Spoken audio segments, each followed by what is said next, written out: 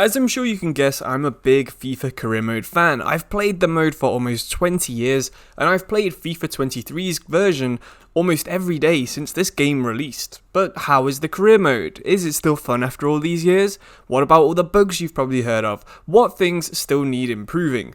I'm going to try and answer every one of these questions in today's video, and I'm going to give you my review of how FIFA career mode is after playing it for one full month. So, is FIFA career mode playable? I'd say yes. There's a few big bugs, including the dynamic potential decreasing every season and the match sharpness being stuck at -1, but none of these have really affected my enjoyment too badly. If I'd already played 10 seasons, I might have a different opinion, but the most I've got in is 5 seasons, so it wasn't actually too bad in the time that I've played. When the game had only been out for a few weeks, I asked my community what they thought of the game at that point. This was just before some of the biggest bugs were found, and only 13% of people said they didn't enjoy it. I've asked the exact same question recently, and I got exactly the same result. 13% of people didn't enjoy it, but the majority have moved from a 4-star career mode to a 3-star. That is kind of a big downgrade, but I'd say it's also fairly accurate and about right for what the career mode is. But that's just a quick review of the leagues. Let's go in depth into how the mode is, if it's still fun, talk about the bugs, what needs improving, and I'll give you my final review at the end. How is the career mode this year? It's still very similar to FIFA 20, FIFA 21, and FIFA 22. It's good if you like to develop young players. There's still tons of them that you'll get through your youth academy. They can be a little bit overpowered. However, the career mode is still quite bad if you like realism from the AI. You only have to go on to transfer history, look all the way at the top, and you can see some pretty bizarre transfers. Alexander-Arnold going to Leipzig, I don't think would ever happen. You can't see people like Jude Bellingham going to Milan over somewhere in England. You know, Pulisic to Roma for £60 million. These transfers are still pretty bizarre. Mourinho seems to go to a big team every single year, so I'd say in that regard, the career mode is still quite bad. But is it still fun after all these years? The same things are still fun from last year. So for example, if you didn't like them on last year's game, you probably won't like them on this year's game. There are still some issues, there's no realism with some transfers, the budgets get too big quite fast, and players, when they get older, do still lose like 20 sprint speed every single season. But the fact that they've added Serie B is quite nice. It really needs new leagues and new teams if they want some new experiences on the game.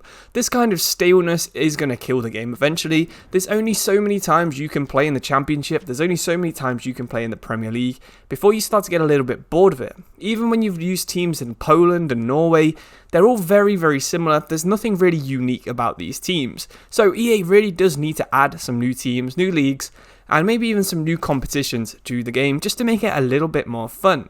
The World Cup mode came out recently, and unfortunately this wasn't even added into career mode. So they do add new things, they just always seem to forget about this game mode, which is a little bit annoying for someone who plays so much of it.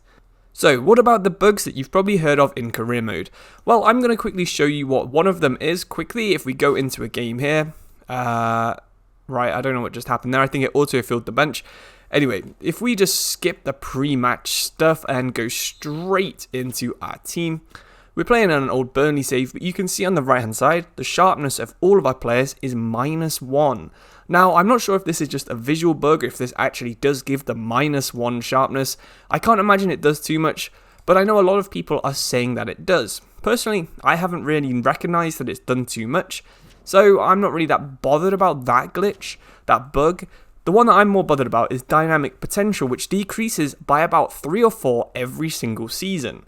So you can have a really good young player. Let's see if we've got one in our team, because I haven't played the save in quite a while.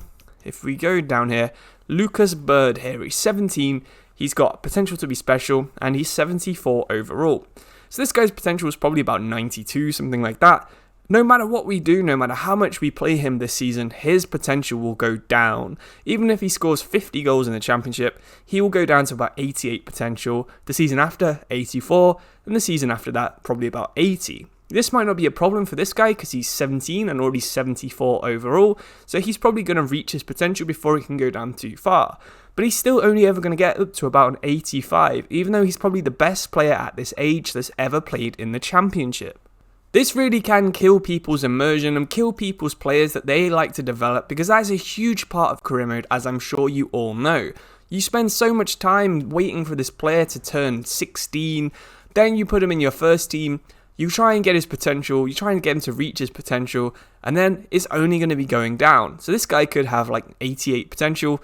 By the time he's anywhere near it, it's going to be down to something like 75, which, you know, is fairly believable for a Burnley youth player, but that's not how the game's actually meant to work. If that was by design, that's fine. It's just the fact that it's a bug and no one can really be sure exactly how it works that makes it so bad. So that's the bugs. Obviously they need improving, but what else needs improving? Well, we said it before that there needs to be more leagues and more teams. If you could just add like the 5th division into England or the 2nd division into Holland, these can't be that expensive to actually add to the game, and they would give entire new leagues and new countries a massive chance of being really fun on career mode. I'm sure people out there have played with Wrexham, they've played with fake teams as well.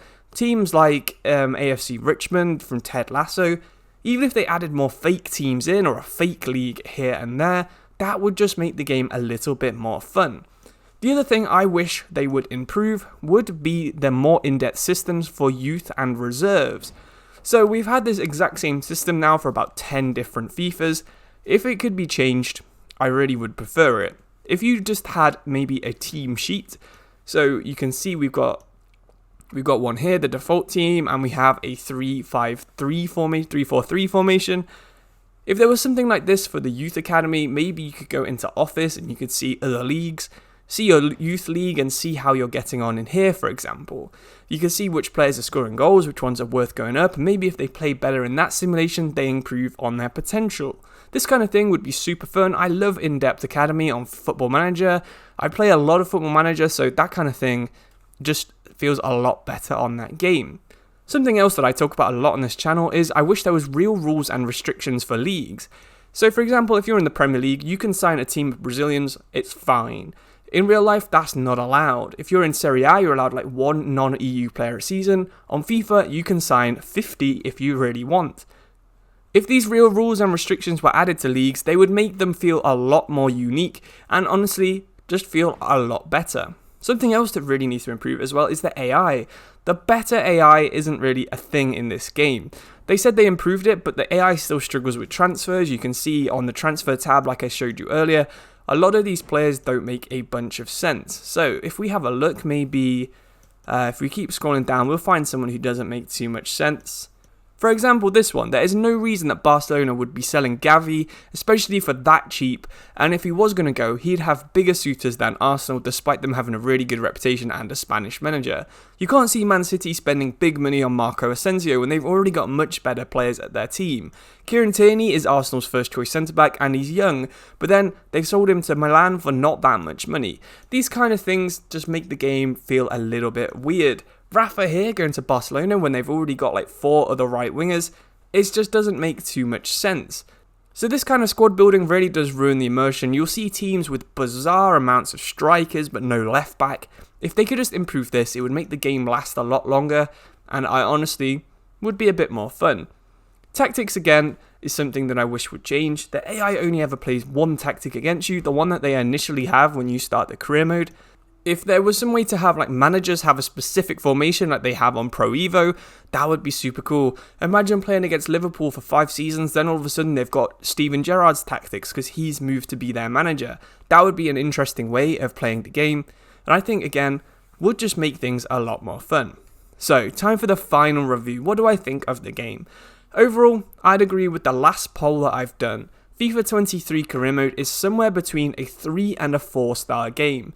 There's definitely some good stuff in there, but it's the same good stuff that's been in there for so many years. If they could just innovate a little bit more, that would be so much better. Just a few things here and there. New league, a new system, a new way to use your youth academies. Just one of these every single year would just freshen the game up. Because at the minute, all we get is new menus every 5 years, and maybe a new transfer animation every year. These just aren't that important. None of the new features on this year's game are really that good. Who really wants to know about how good their transfers is on the transfer rating thing? It just is a pointless addition. Let me know what you'd rate FIFA Career Mode this year in the comments below. Hopefully you've enjoyed this video. Subscribe if you want to see more of this, and maybe I'll do another review at the end of the year and we can compare my thoughts then with what I'm thinking right now. But thank you all for watching, like the video if you enjoyed it, subscribe for more, and I'll see you soon. Cheers and goodbye.